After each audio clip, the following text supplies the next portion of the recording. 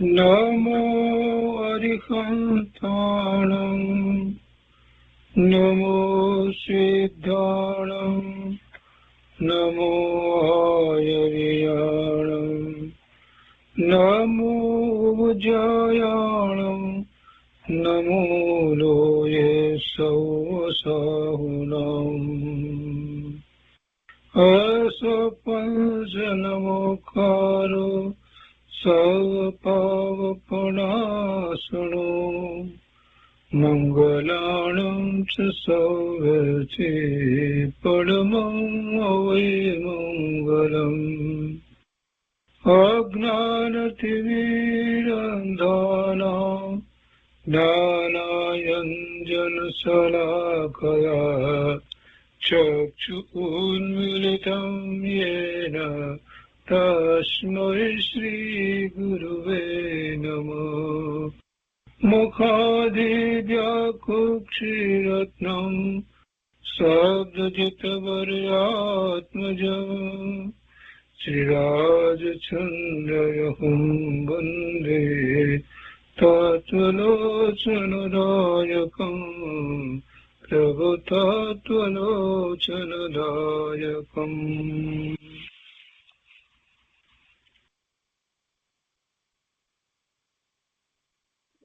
કૃપાળુદેવના વચનામૃતનો સ્વાધ્યાય.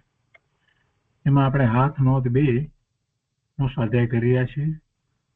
એનો 14મો ભાગ શરૂ કર્યો છે. એના કેટલાક પેટાબોલ કર્યા છે. હાથ નોંધ 2 પોસ્ટ 32 અને એમાં સ્વ પર પરમ ઉપકારક પરમાર્થમય સત્ય ધર્મ જયવંત કરતો એમ કરી અને કૃપાળુદેવે શરૂઆત કરી છે. પછી આગળ લખ્યું છે કે આશ્ચર્યકારક ભેદ પડી ગયા છે. જૈન દર્શનને વિશે જે સંપ્રદાયો પડ્યા છે એ અપેક્ષાથી આખી વાત છે. અને એટલે સાચું ધર્મનું સ્વરૂપ ત્યાં સંપ્રદાયમાં પ્રાપ્ત થાય નહીં. એટલે કહે છે કે ખંડિત છે. સંપૂર્ણ કરવાનું સાધન દુર્ગમ્ય દેખાય છે. બીજી રીતે પણ આ કાળ એવો છે કે જે વખતે કેવળી પરમાત્મા રહ્યા નહીં, તીર્થંકર ભગવાન રહ્યા નહીં, કેવળી પરમાત્મા પણ રહ્યા નહીં, અને એવા શુદ્ધ કેવળી જેને એક અંગનું પૂરું જ્ઞાન હોય એવા પણ કોઈ રહ્યા નહીં, અને અંગના અમુક ભાગનું જ્ઞાન હોય એવા કુંદકુંદાચાર્ય ભગવાન જેવા પણ કોઈ રહ્યા નહીં. એવો આ કાળ છે. એટલે એમાં 12 અંગના જ્ઞાનમાંથી જે કંઈ અંશે જે કંઈ રચનાઓ થઈ એને લઈને જે આપણને શાસ્ત્ર ઉપલબ્ધ છે એટલું છે, એથી વિશેષ નથી. 12 અંગનું જ્ઞાન તો અદભુત છે, એ અત્યારે આપણને ઉપલબ્ધ નથી. અને એ આપણે પ્રાપ્ત કરીએ એવો આપણો ક્ષયોક્ષમ પણ નહીં. અહીંયા તો કહે છે કે સંપૂર્ણ કરવાનું સાધન દુર્ગમ્ય દેખાય છે. જે ભાગ પડી ગયા, સંપ્રદાય રચાઈ ગયા, અને એમાં પાછું સંપ્રદાયને પૂછવા માટે થઈને એની અંદર પણ કેટલાક પ્રકારે કલ્પિત વાતો પણ આવી ગઈ. એટલે કે તે પ્રભાવને વિશે મહત અંતરાય છે. એવા જ્ઞાનની પ્રાપ્તિનો વિચાર કરીએ છીએ તેમાં એ રીતે અંતરાય પડી જાય છે કે વસ્તુ સ્વરૂપ પૂર્ણ પ્રાપ્ત નથી થતી. એને મેળવવા માટે, પ્રાપ્ત કરવા માટે એવા મહાજ્ઞાની પરમાત્માની નિશ્રાય મળતી નથી.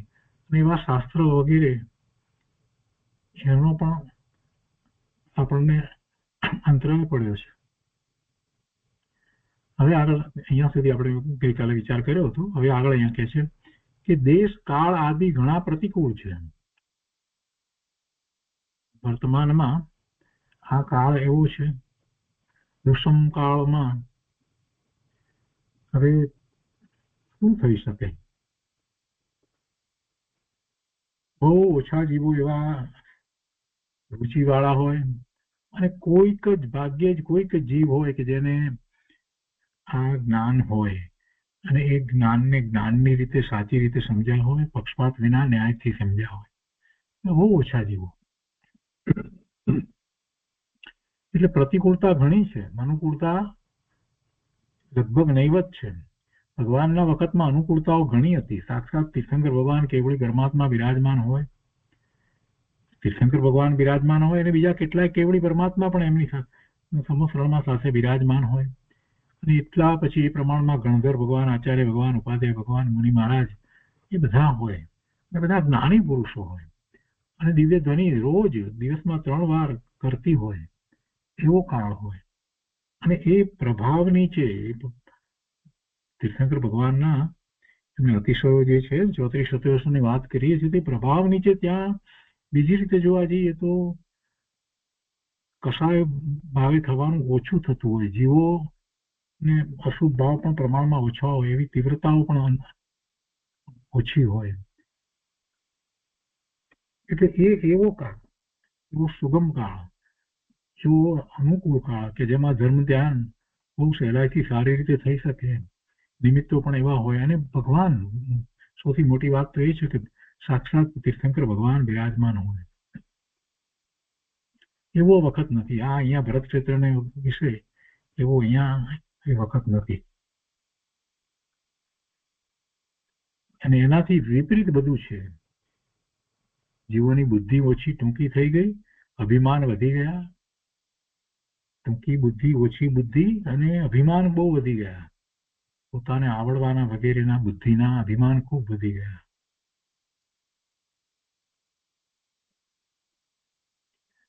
આગળ કહે છે કે વિતરાગોનો મત લોક પ્રતિકૂળ થઈ પડ્યો છે. વિતરાગ પરમાત્મા, વિતરાગો કહ્યું છે એટલે બધા જ વિતરાગ પરમાત્માની વાત તો એક જ રીતે છે. એ તો રાજમાર્ગ છે, તો એમનો માર્ગ, એમનો મત એ લોકોને પ્રતિકૂળ થઈ પડ્યો છે. સત્ય જે છે એ લોકોને પ્રતિકૂળ થઈ પડ્યું છે. એવો લોકોનું માનસ છે. એમાંથી લાખો માણસોમાંથી આંગળીને વેઢે ગણા એટલા જ જીવો એવા હોય છે કે જેને આ ધર્મની સાચી રુચિ હોય. આવી વર્તમાન દશા છે. વિતરાગ પરમાત્માનો માર્ગ લોકોને પ્રતિકૂળ લાગે. વળી કહે છે કે રૂઢિથી જે લોકો તેને માને છે, રૂઢિથી જે લોકો તેને માને છે, જેમ કે વાણિયાને ઘેરે જન્મ્યા એટલે આપણે જૈન, એ રૂઢિગત. એમાં પછી જે ચાલ્યું આવતું હોય એને જૈન પણ માને, વસ્તુ સ્વરૂપને તો સમજ્યા ન હોય. એટલે રૂઢિથી જે લોકો તેને માને છે તેના લક્ષમાં પણ તે સુપ્રતિત જણાતો નથી. અથવા અન્ય મત તે વિતરાગનો મત સમજી પ્રવર્તે જાય છે. સાચો માર્ગ તો એમને પ્રાપ્ત થયો નથી, અને બીજા અન્ય મત જે છે એને એ વિતરાગનો માર્ગ સમજી અને એ પ્રવર્તે જાય છે. એટલે તો કેટલી બધી વાત જૈન દર્શનની અંદર હોય નહીં એવી વાત ઘૂસી ગઈ છે. દિગંબર સંપ્રદાયની અંદર પણ કેટલી રીતે આ હવન વગેરેની વાત ઘૂસી ગઈ છે, અને ત્યાં પણ એવી રીતે દેવ દેવલાની પૂજા વગેરે છે. અને શ્વેતાંબર મતમાં દેવ દેવલાની પૂજાઓ વગેરે બધું ઘણું બધું વધી ગયું છે. આંગી ને આ બધું, એટલે બધી જગ્યાએ બધે જ એમ જ છે. સ્થાનકવાસીમાં પ્રતિમાને માનતા જ નથી. એટલે અનેક પ્રકારે મૂળ માર્ગથી જુદી પ્રવૃત્તિ થઈ રહી છે. અને કેટલી બધી વસ્તુઓ તો બીજા અન્ય મતમાંથી આવી છે. પ્રતિમા ઉપર શણગાર વગેરે એ કઈ જૈન મતમાં ક્યારેય હતું નહીં, અને એ વાત ત્યાંથી આવી ગઈ છે. અને એને એ વિતરાગનો મત સમજી અને પ્રવર્તે જાય છે. હજી રહી જતું હોય તો કેટલાય લોકો એમાં જૈનમાં પણ પાછા એમ સદાચારની ને સર્વધર્મ સમાન ને આવી બધી પણ વાતો કરતા થઈ ગયા છે.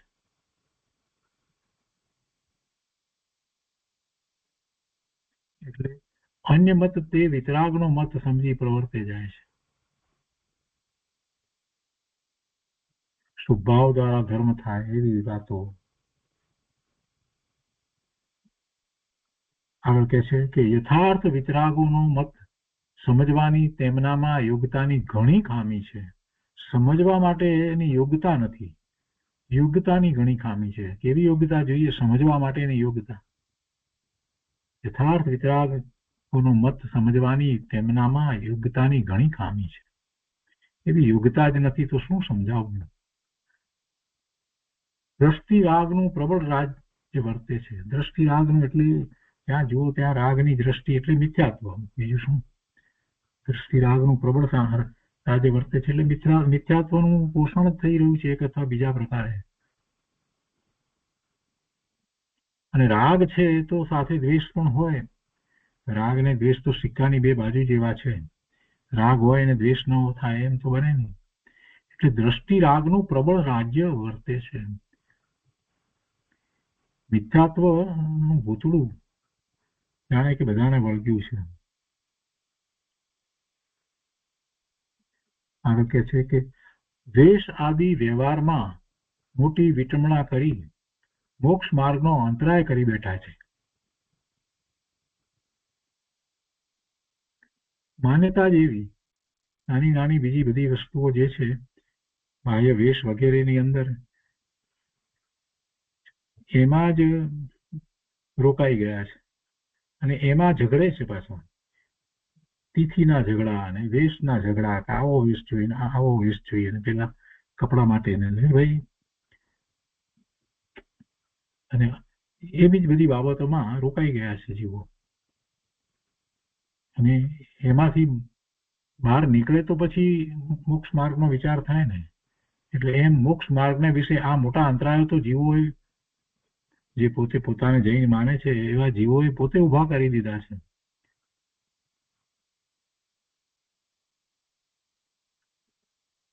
આગળ કહે છે કે તુચ્છ પામર પુરુષો વિરાધક વૃત્તિના ધણી અગ્રભાગે વર્તે છે. મોટા થઈને વર્તે છે. તુચ્છ પામર પુરુષો વિરાધક વૃત્તિના, વિરાધક વૃત્તિ જેમની છે એટલે દિનેશ્વર ભગવાનની વાણીની જે વિરાધના કરી રહ્યા છે, વસ્તુ સ્વરૂપને સમજતા નથી અને જેમાં ખરેખર ભગવાનની વાણીની વિરાધના થઈ રહી છે, એવા લોકો તો મુખ્ય થઈને મોટા થઈને વર્તે છે. સમાજના મોટા કહેવાય એટલે ધર્મ ધુરંધર કહેવાય. આ 2-5 લાખ રૂપિયાનું દાન આપે એટલે ધર્મ ધુરંધર થાય, ગુરુદેવ કહે છે ને.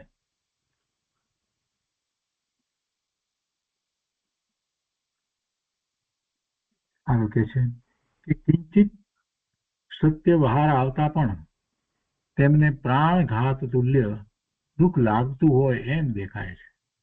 આવા વખતે સત્ય વાત કહેવામાં આવે તો એમને તો જાણે એમ પ્રાણઘાત તુલ્ય, એટલે માણસને મારી નાખે એવો ઘા કરવામાં આવે ને જે દુઃખ લાગે એવું દુઃખ એમને તો દેખાય છે. પ્રાણઘાત તુલ્ય એમને દેખાય છે કોઈ સત્ય વાત બહાર આવે તો. કારણ કે પોતે સત્યને સમજ્યા નથી, સત્યનો સ્વીકાર થયો નથી, વિપરીત માન્યતાઓમાં પ્રવર્તી રહ્યા છે અને એ માન્યતા એમની વિપરીત છે, ખોટી છે, ધર્મની નથી એમ જો કહેવામાં આવે અને સત્ય શું છે એ સાથે કહેવામાં આવે તો એમને તો ખૂબ દુઃખ થઈ જાય છે. એમ નથી સમજતા કે આ મને સત્ય સાંપડ્યું, આ મને સત્ય પ્રાપ્ત થયું, એવો તો વિકલ્પ નથી થતો. કેમ કે એમને સત્યની રુચિ જ નથી. એમને મોટાઈ અભિમાન પોષવા છે. ધર્મની ધાર્મિક સંસ્થાઓની અંદર જે મોટા મોટા જે છે એમને ધર્મ વિશે ભાગ્યે જ કોઈને એટલો અભ્યાસ કે કંઈક હોય છે. અમેરિકામાં એવું જ છે. જૈનાની અંદર જે મોટા મોટા પ્રેસિડેન્ટ આ તે બધી પોસ્ટ ઉપર જે છે એમાંના બહુ ઓછા લોકોને એટલા શાસ્ત્રો વગેરેનો અભ્યાસ છે. એ બધા મેનેજમેન્ટ કરે છે. એટલે ભાઈ ધર્મને જાણતા નથી અને ધર્મ સંબંધીના મેનેજમેન્ટ, એટલે પછી શું થાય? બધે જ એમ છે. જૈન સંસ્થાના ટ્રસ્ટી વગેરે જે હોય છે એ મેનેજમેન્ટ કરે છે. ધર્મની તો કોઈ વાત ખબર નથી.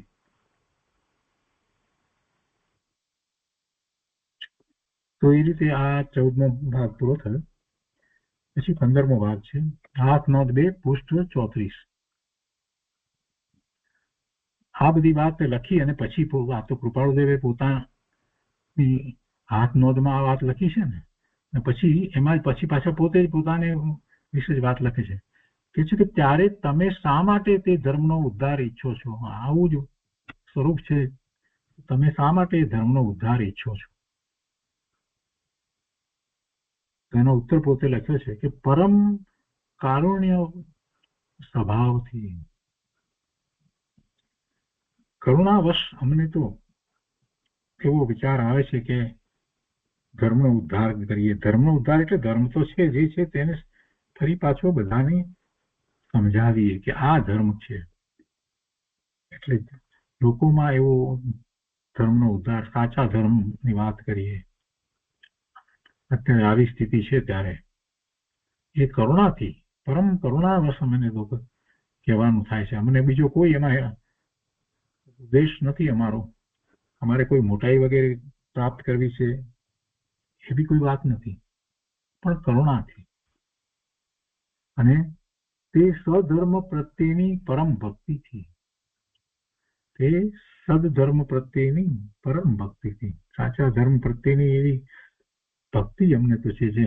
કેમ કે એ ધર્મ અમે પામ્યા છીએ, એમાંથી અમે પામ્યા છીએ તો અમને એમ થાય છે કે બધા જીવ એ પામે એવા સક્ષમ છે, એમને એ તરફ લઈ જવા, એમને એ તરફ માર્ગદર્શન આપવું, જેથી એ પણ એવા ધર્મના માર્ગે પ્રવર્તી શકે. એટલે એ અમારી ધર્મ પ્રત્યેની પરમ ભક્તિ છે, સદધર્મ પ્રત્યેની પરમ ભક્તિ છે. અને અમને તો કરુણા છે, માટે અમે એવો ધર્મનો ઉદ્ધાર કરવા ઈચ્છીએ છીએ. એ 15મો ભાગ થયો. પછી 16મો ભાગ છે. 16મા ભાગની અંદર પોતે શું કરવું, કેવી રીતે એની વાત એમણે કરી છે, પણ નય દ્વારા કરી છે. નય દ્વારા કરી છે. એવમ ભૂત દ્રષ્ટિથી રુજુ સૂત્ર સ્થિતિ કર, રુજુ સૂત્ર દ્રષ્ટિથી એવમ ભૂત સ્થિતિ કર, નૈગમ દ્રષ્ટિથી એવમ ભૂત પ્રાપ્તિ કર, એવમ ભૂત દ્રષ્ટિથી નૈગમ વિશુદ્ધ કર, સંગ્રહ દ્રષ્ટિથી એવમ ભૂત થા, એવમ ભૂત દ્રષ્ટિથી સંગ્રહ વિશુદ્ધ કર, વ્યવહાર દ્રષ્ટિથી એવમ ભૂત પ્રત્યેજા, एवं बुद्ध दृष्टि थी व्यवहार विनिवृत्त, शब्द दृष्टि थी एवं बुद्ध प्रत्येजा, एवं बुद्ध दृष्टि थी शब्द निर्विकल्प कर, समभिरूढ़ दृष्टि थी एवं बुद्ध अवलोक, एवं बुद्ध दृष्टि थी समभिरूढ़ स्थिति कर, एवं बुद्ध दृष्टि थी एवं बुद्ध था, एवं बुद्ध स्थिति थी एवं बुद्ध दृष्टि समा. 10 वाक्य 10 रीते बात કરવામાં આવી. અહીંયા બે વાત લઈને હવે નય અપેક્ષા બરાબર આપણે સમજતા હોઈએ તો અહીંયા એ બેસાડવું કે જે ભાવમાં એ અઘરું છે, પણ કહેવાનો આશય મુખ્ય તો એટલો છે કે પોતાનું જેવું સ્વરૂપ જે છે એ શક્તિ રૂપે છે તો એને એની વ્યક્તતા રૂપે કરવું. આખી વાતનો સાર તો એટલો જ છે. એવી જ વ્યક્તતા થવી, એ આચરણમાં પણ એમ જ થવું, એવો એમાં ભાવ છે. હવે નય એનો જરાક વિચાર કરીએ ને પછી આપણે બેસાડવા જઈએ તો એમાં થોડું અઘરું પડે એવું છે, પણ સામાન્ય બધાને નયની ખબર હોવી જોઈએ, દ્રવ્યાર્થિક નય અને પર્યાર્થિક નય. અને આ પર્યાર્થિક નયના ભેદ તરીકે રુજુસૂત્ર નય, શબ્દ નય, સમવિરૂઢ નય અને એવમ ભૂત નય, એ 4 એમાં આવે છે, એની અંદર આવે છે.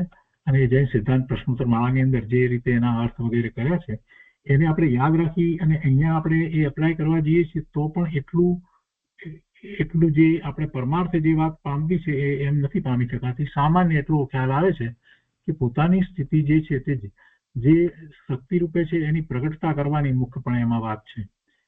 પોતાનું જે સામર્થ્ય જે છે એમાં કોઈ પણ પ્રકારે પ્રમાદ ન થાય અને જે માન્યું છે એ બરાબર વર્તમાનમાં એ જ રીતે, જે સત્ય છે એનો જ એ જ રીતે સ્વીકાર થઈ અને એવું જ પ્રવર્તન થાય, એવી આખી વાત લીધી છે.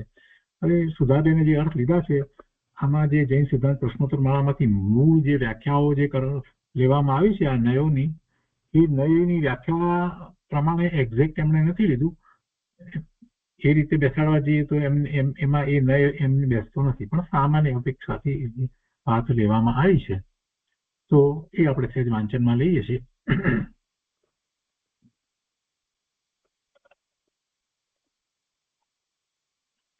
एवं बुद्ध दृष्टि शुद्ध निश्चय थी आत्मानी एवं बुद्ध शुद्ध स्वरूप स्थिति ने दृष्टि लक्ष्यમાં રાખીને રુજુસૂત્ર સ્થિતિ કર, એટલે રુજુસૂત્ર પ્રમાણે વર્તમાન પર્યાયમાં સ્થિતિ કર, વર્તમાનમાં શુદ્ધ સ્વરૂપમાં વર્તી વર્ત સ્વરૂપમાં વર્ત. પછી નૈગમ દ્રષ્ટિ વિતરાગ ભક્તિ વૈરાગ્ય આદિ મોક્ષ સાધક લોક પ્રસિદ્ધ વ્યવહારની દ્રષ્ટિ એવમ ભૂત પ્રાપ્તિ કર. જે પ્રકારે આત્મ સ્વરૂપ છે તે પ્રકારે થા. આત્મ સ્વરૂપ પ્રાપ્ત કરવાનો લક્ષ્ય રાખ. એવમ ભૂત દ્રષ્ટિ શુદ્ધ આત્મ સ્વરૂપને નિરંતર લક્ષ્યમાં રાખીને. જો અહીંયા એવમ ભૂત દ્રષ્ટિના બે જુદા જુદા અર્થ લીધા છે. એવમ ભૂત દ્રષ્ટિ શુદ્ધ નિશ્ચયની આત્માની એવમ ભૂત શુદ્ધ સ્વરૂપ સ્થિતિ એમ કરીને ત્યાં લીધું છે. જ્યારે અહીંયા એવમ ભૂત દ્રષ્ટિમાં એમ લીધું છે કે શુદ્ધ આત્મ સ્વરૂપને નિરંતર લક્ષ્યમાં રાખીને. એટલે થોડો ફેર લીધો છે, પણ સામાન્ય એમાં આપણને એટલો ખ્યાલ આવે છે કેમ કે એક્ઝેક્ટ ન્યાય પ્રમાણે જરૂર આપણે એને લાગુ કરવા બેસીએ અને એમ સમજવા જઈએ તો થોડુંક અઘરું પણ છે. તો અહીંયા કહે છે કે એવમ ભૂત દ્રષ્ટિ શુદ્ધ આત્મ સ્વરૂપને નિરંતર લક્ષ્યમાં રાખીને નૈગમ વિશુદ્ધ કર. લોક પ્રસિદ્ધ મોક્ષ સાધક વ્યવહારને વિશુદ્ધ કર. નૈગમ નય છે એ દ્રવ્યાર્થિક નયનો વિષય છે અને આ એવમ ભૂત નય ને એ રુજુસૂત્ર નય ને એ પર્યાવર્તિક નયનો વિષય છે. સંગ્રહ દ્રષ્ટિ સામાન્ય ગ્રાહી સંગ્રહ નયની દ્રષ્ટિથી સર્વ જીવ છે સિદ્ધ સમાન દ્રષ્ટિ રાખી એવમ ભૂત થા સ્વરૂપસ્થ થા. જેમ આત્મ સ્વરૂપ છે તેમ તે સ્થિતિને પામેલો બન એવો થા. એવમ ભૂત દ્રષ્ટિ એટલે યથાસ્થિત જેવું શુદ્ધ સહજ આત્મ સ્વરૂપ છે. હવે અહીંયા એવમ ભૂત દ્રષ્ટિ માટે જુદો અર્થ પાછો લીધો છે. યથાસ્થિત જેવું શુદ્ધ સહજ આત્મ સ્વરૂપ છે તેવી અપેક્ષા દ્રષ્ટિ સન્મુખ રાખી શુદ્ધ વિશુદ્ધ કર. એટલે કે સંગ્રહ અથવા પોતાની જે સ્વરૂપ સત્તા છે તે વિશુદ્ધ કર. નિશ્ચયનો લક્ષ્ય રાખી વ્યવહાર શુદ્ધ અનુકૂળ રાખ. વ્યવહાર દ્રષ્ટિ એટલે પરમાર્થ સાધક વ્યવહાર પ્રત્યે દ્રષ્ટિ રાખીને એવમ ભૂત પ્રત્યે જા. શુદ્ધ સ્વરૂપ પ્રત્યે જા. એવમ ભૂત દ્રષ્ટિ નિશ્ચય રૂપ શુદ્ધ સ્વરૂપ દ્રષ્ટિ લક્ષ્યમાં રાખી ઉત્તરોત્તર ચડતી આત્મદશા ઉત્પન્ન કરતો જા અને વ્યવહાર નિવૃત્ત કર. વ્યવહાર સાધનની અપેક્ષા જરૂર ન રહે ધી નિવૃત્ત થાય. એવમ ભૂત દ્રષ્ટિ કરી વ્યવહાર નિવૃત્ત કર. પછી શબ્દ દ્રષ્ટિથી એવમ ભૂત પ્રત્યે જા એટલે જ્ઞાન દર્શન ચારિત્ર પ્રત્યે ગમન પરિણમન કરે તે આત્મા એમ આત્મા શબ્દની યથાર્થ અર્થરૂપ દ્રષ્ટિથી શુદ્ધ આત્મ સ્વરૂપને પામ. એવમ ભૂત દ્રષ્ટિ શુદ્ધ નિર્વિકલ્પ કર. શુદ્ધ સ્વરૂપ લક્ષી દ્રષ્ટિથી શબ્દને યથાર્થ અર્થરૂપ આત્મા નામધારી શબ્દને વિકલ્પ વિનાનો કર. નિર્વિકલ્પ શુક્લ ધ્યાનને પામ. સમધિરૂઢ દ્રષ્ટિ એવમ ભૂત અવલોક નિશ્ચય સ્વરૂપની સાધનામાં સમ્યકપણે અભિરૂઢ અતિ ઊંચે ચડેલ ઉચ્ચ ગુણસ્થાનને પામેલ એવી દ્રષ્ટિ. જે રીતે મૂળ શુદ્ધ આત્મ સ્વરૂપ છે તે જો. એવમ ભૂત દ્રષ્ટિ શુદ્ધ આત્મ સ્વરૂપ સ્થિતિની દ્રષ્ટિ સંભિરૂઢ સ્થિતિ કર. આત્મ સ્વરૂપમાં સમ્યકપણે આરૂઢ સ્વરૂપ આરૂઢ યોગ આરૂઢ સ્થિતિ કર. અને એવમ ભૂત દ્રષ્ટિ એવમ ભૂત થા એટલે શુદ્ધ આત્મ સ્વરૂપ સ્થિતિની દ્રષ્ટિ લક્ષ્યમાં રાખી શુદ્ધ આત્મ સ્વરૂપમાં જેણે સ્થિતિ કરી છે એવો સ્વરૂપ સ્થિતિ થઈ જા. એવમ ભૂત સ્થિતિ એવમ ભૂત દ્રષ્ટિ યથાસ્થિત શુદ્ધ આત્મ સ્વરૂપમાં સ્થિતિ થવાથી આત્મ સ્વરૂપ સ્થિતિની દ્રષ્ટિ સમાવ. દ્રષ્ટિ સ્થિતિ એક રૂપ થઈ ગયા. દ્રષ્ટિ તેવી સૃષ્ટિ. એ રીતે એમને અર્થ કર્યા છે અને પોતાને વિશે એ ભાવના એમને ભાવી છે. વિશેષ વાત એની આપણે અત્યારે નથી લેતા. ઓમ શાંતિ શાંતિ શાંતિ. 17મો ભાગ છે. એમાં 8/2 પુરુષ 37 શુક્ર 17મો ભાગ. એમાં કૃપાળુદેવ લખે છે કે હું અસંગ શુદ્ધ ચેતન છું. શુદ્ધ ચેતન છું અને પાછું અસંગ. સંગ નથી. પોતાને કોઈનો સંગ નથી. બાહ્યમાં આપણે લાગતું હોય કે સુભાગભાઈ વગેરે જુઠાભાઈ અંબાલાલભાઈ બધા અને એમના સત્સંગ વગેરે બધી વાત આપણે પત્ર દ્વારા આપણને લાગે, પરંતુ આ તો અંતરંગ વાત છે. કૃપાળુદેવની અંતરંગ દશા કેવી છે? કોઈનો સંગ એમને નથી. અસંગ છે. વસ્તુ શુદ્ધ સ્વરૂપ છે એ શુદ્ધ સ્વરૂપ અસંગ છે. સ્વરૂપમાં કોઈ વસ્તુનો સંગ નથી. સ્વરૂપને કોઈ કર્મનો સંગ નથી. સ્વરૂપને કોઈ કર્મનો સંગ નથી, કોઈ શરીરનો સંગ નથી, નામ કર્મનો કે કોઈ વસ્તુનો સંગ એને છે જ નહીં. સ્વરૂપને તો શુભાશુભ ભાવનો સંગ નથી. શુદ્ધ ચેતનને વળી શુભાશુભ ભાવનો સંગ ક્યાંથી હોય? વસ્તુને એ કોઈનો સંગ નથી, એ તો અસંગ જ છે. વસ્તુ તો ત્રિકાળ અસંગ છે, સંગ વિનાની જ છે, અને એને સંગની કોઈની આવશ્યકતા નથી. કોઈના સંગની એને આવશ્યકતા નથી. એવી શુદ્ધ ચેતન વસ્તુ એવો ભગવાન આત્મા તે હું છું. સર્વથી જુદો ભિન્ન અસંગ, કોઈના સંગે રહ્યો નથી અને સંગની કોઈ અપેક્ષા પણ છે નહીં. હવે કહે છે કે વચનાતીત નિર્વિકલ્પ એકાંત શુદ્ધ અનુભવ સ્વરૂપ છું. વચનાતીત, વચનમાં ના આવી શકે એવું નિર્વિકલ્પ, વિકલ્પ વિનાનું એકાંત શુદ્ધ છે. એટલે કોઈ બીજો વિકલ્પ નહીં અને કોઈ બીજી અંદર અશુદ્ધતા, મલિનતા પણ હોય નહીં. વચનાતીત નિર્વિકલ્પ એકાંત શુદ્ધ અનુભવ સ્વરૂપ છું. જે અનુભવમાં આવે છે એ જ સ્વરૂપે હું છું, એ જ મારું સ્વરૂપ છે. એવું શુદ્ધ સ્વરૂપ છે, એવો હું છું. આગળ કહે છે કે હું પરમ શુદ્ધ અખંડ ચિત્ત ધાતુ છું. ચિત્ત ધાતુ, જ્ઞાન ધાતુ, જ્ઞાન ધાતુ એટલે જ્ઞાન સ્વરૂપ છું. હું પરમ શુદ્ધ અખંડ, જેમાં ખંડ નથી પડતા એવું જ્ઞાન, એવા જ્ઞાન સ્વરૂપ છું. પછી કહે છે કે અચિદ ધાતુના સંયોગ રસનો આ આભાસ તો જુઓ. આશ્ચર્ય વ્યક્ત કર્યું છે. અચિદ ધાતુ એટલે જળ, જેમાં ચેતના નથી, તે ચિદરૂપ નથી, તે અચિદ ધાતુના જળના સંયોગ રસનો આ આભાસ તો જુઓ. એના સંયોગમાં જે રસ હોય એને લીધે થઈ અને એ બધું આભાસી છે, કે સત્ય નથી. ખરેખર તો એમનો સંયોગ એને જીવને છે જ નહીં, પોતે અસંગ છે તો, પણ એના સંયોગ રસનું આ આભાસ તો જુઓ. એટલે કે જે આ બધું શરીર વગેરે જે છે એનો આભાસ તો જુઓ. આશ્ચર્ય વ્યક્ત કરે છે કે એમાં હું અસંગ છું છતાં પણ એની સાથે કેવું આમ લાગે છે, એમ આશ્ચર્ય વ્યક્ત કરી છે. જડના સંયોગ નો આભાસ તો જુઓ. પોતે જડના સંયોગમાં નથી, પણ જડના સંયોગ એવો આભાસ જે દેખાય છે તે, કેમ કે અનાદિથી એમ જ ચાલ્યું આવે છે ને. જડના સંયોગ જ જીવ રહ્યો છે ને.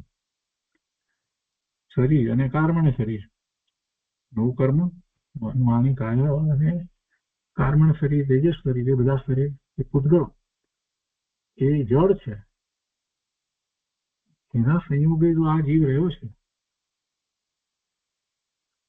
એ બધું આભાસ છે.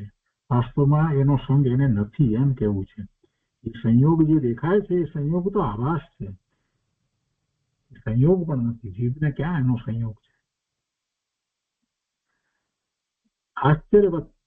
આશ્ચર્યરૂપ ઘટના છે. એવું જે દેખાય છે એનો સંયોગ, એવો આભાસ થાય છે, એ તો આશ્ચર્ય લાગે છે.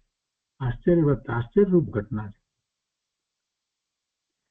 ખરેખર શું છે તો કે કંઈ પણ અન્ય વિકલ્પનો અવકાશ નથી.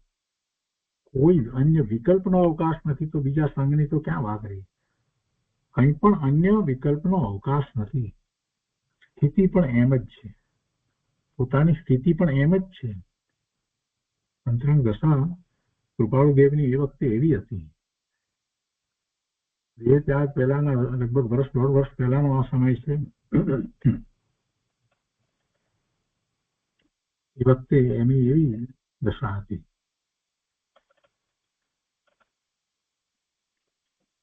તો એ રીતે આ 17મો ભાગ થયો. પછી 18મો ભાગ છે. હાથ નોંધ 2, પૃષ્ઠ 39. પરાનુગ્રહ એટલે પર અનુગ્રહ, પર વત્તા અનુગ્રહ એટલે પરાનુગ્રહ, પર પ્રત્યેનો અનુગ્રહ, પર પ્રત્યે ઉપકારની બુદ્ધિ. પરાનુગ્રહ પરમ કારુણ્ય વૃત્તિ કરતા પણ પ્રથમ ચૈતન્ય જીન પ્રતિમા થા. ચૈતન્ય જીન પ્રતિમા થા.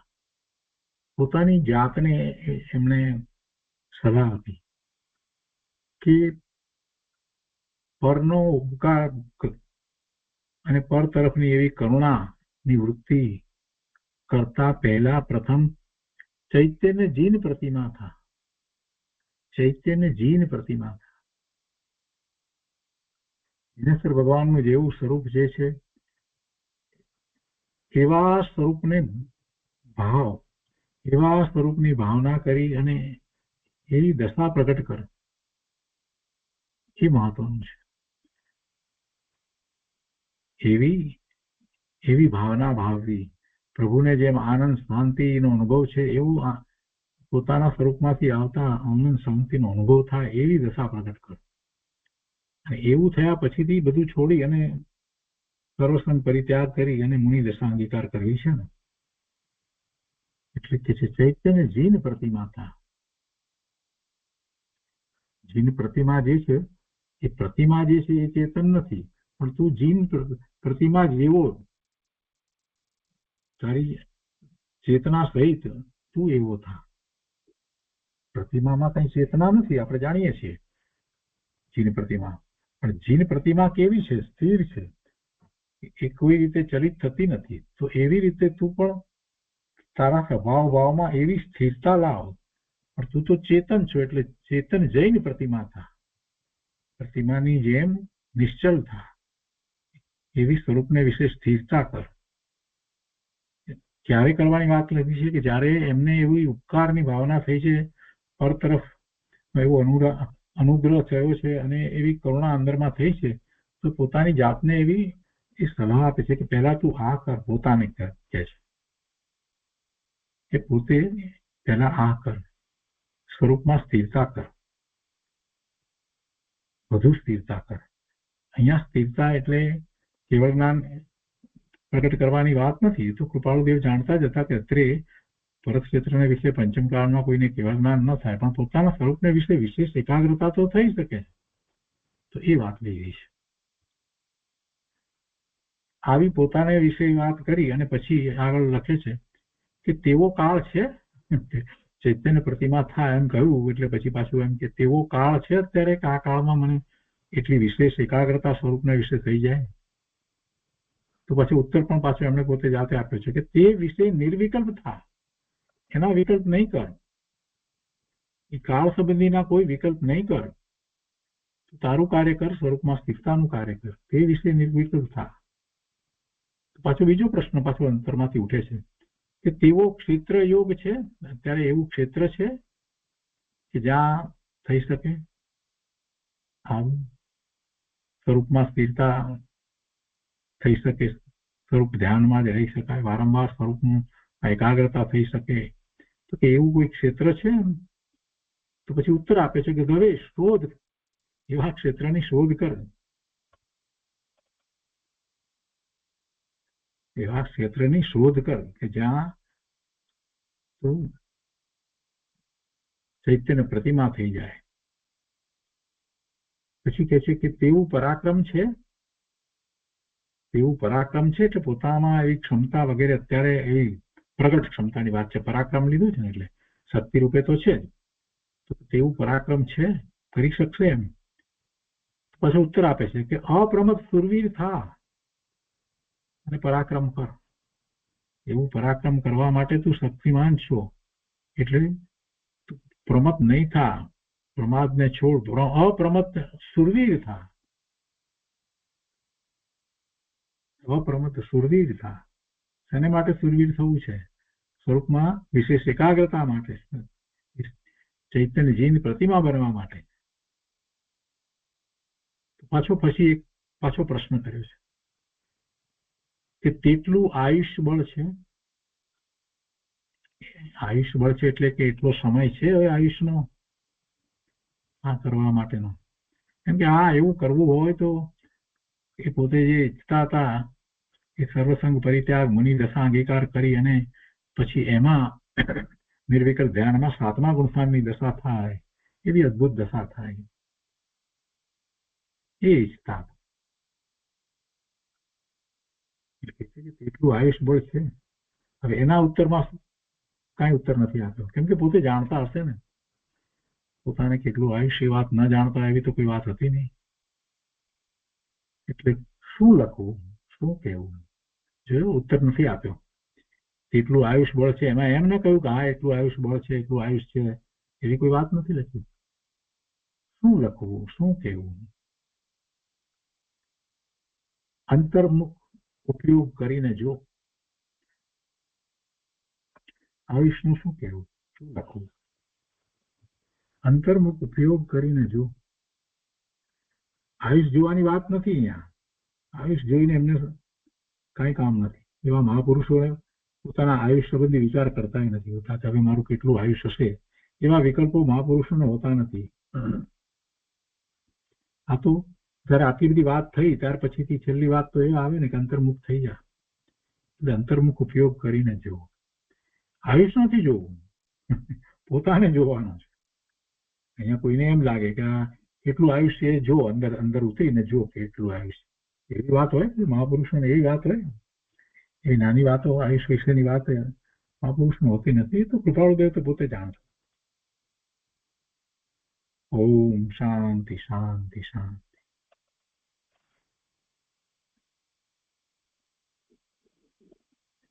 એ પછીથી 19મો ભાગ છે, હાથ નો 2 પૃષ્ઠ 41.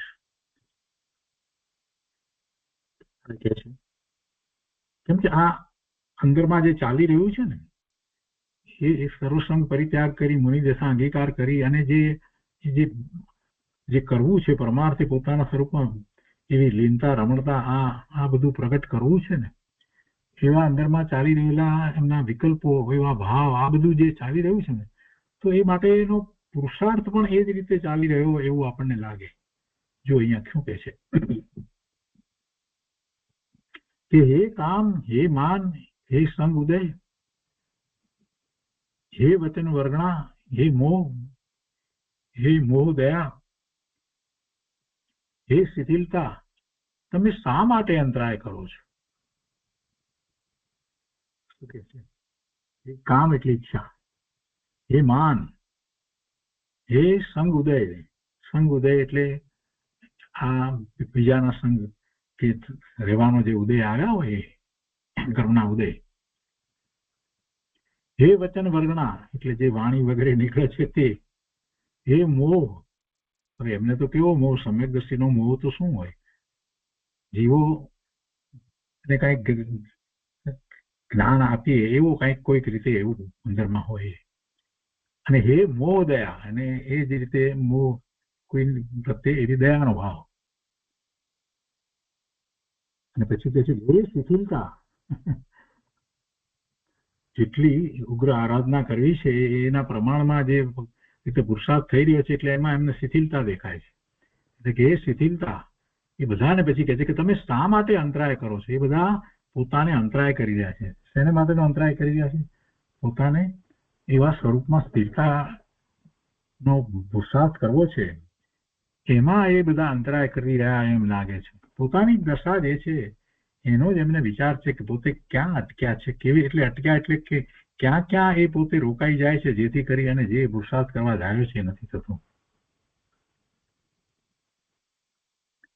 એટલે એ બધાને વિશે એમ કે છે કે તમે શા માટે અંતરાય કરો છો? અને પછી કહે છે કે પરમ અનુગ્રહ કરીને હવે અનુકૂળ થાઓ. અનુકૂળ થાઓ. જો પહેલા તો પોતે પર અનુગ્રહ કરવા માટેની ભાવના સેવતા હતા ને હવે પોતે આ બધાને એમ કે છે કે તમે પરમ અનુગ્રહ એટલે મારી ઉપર ઉપકાર કરી અને હવે તમે મને અનુકૂળ થાઓ. એટલે કે શિથિલતા ચાલી જાય. આ વચન વર્ગના વાણી બધા જે છે એ બધા પછી એ બધા શાંત પડી જાય. આ કોઈ પણ પ્રકારે જે થોડોક કંઈક પણ રાગ જે છે, ભલે ધર્મ અનુરાગ છે એ બધું, તો એ બધું પણ ચાલ્યું જાય. કોઈ એવી ઈચ્છા કે કોઈ માન કે કાંઈ પણ રહે નહીં. એમ થાવ, એમ પરમ અનુગ્રહ કરી ને હવે અનુકૂળ થાવ. એ બધાને કહે છે કે તમે હવે અંતરાય કરો છો એના સ્થાને હવે મારી પર ઉપકાર કરીને મને અનુકૂળ થાવ, જેથી મારું કાર્ય સરળ થાય. અનુકૂળ થાવ, અનુકૂળ થાવ. જો પોતાની જ વાત પોતાને જ કહી રહ્યા છે, પોતાની અંદરમાં જે શુભ ભાવ જે ચાલી રહ્યા છે એ શુભ ભાવ છે. આ બધા ઈચ્છા એટલે એવી કોઈ ઈચ્છા નથી કે કૃપાળુ દેવને, એટલે એ બધી શુભભાવ રૂપ જ છે. બધી વાત માન વગેરે જે કઈ બધી વાત લીધી છે શુભભાવ રૂપ છે. તો એ વચન વર્ગણા જે કે બધું લીધું છે, તો એ બધાને વિશે પોતે કહી રહ્યા છે કે હવે એ બધાને કારણે અમને તો અંતરાય થાય છે. એટલે એમને કહે છે કે તમે હવે બધા હવે શાંત પડી જાઓ અને મને અનુકૂળ થાવ, જેથી કરીને હું પરમાર્થે મારું કાર્ય કરું. કેવો ભાવ વ્યક્ત કર્યો છે. પોતાની અંદર આખી વાત લીધી છે. પોતાને જે ભાવ ચાલી રહ્યા છે વર્તમાનમાં એનો સ્વીકાર કરી અને એને દૂર કરવા માટે થઈ અને કેવી રીતે વાત કરી છે. બહુ સરસ વાત મૂકી છે કૃપાળુદેવે.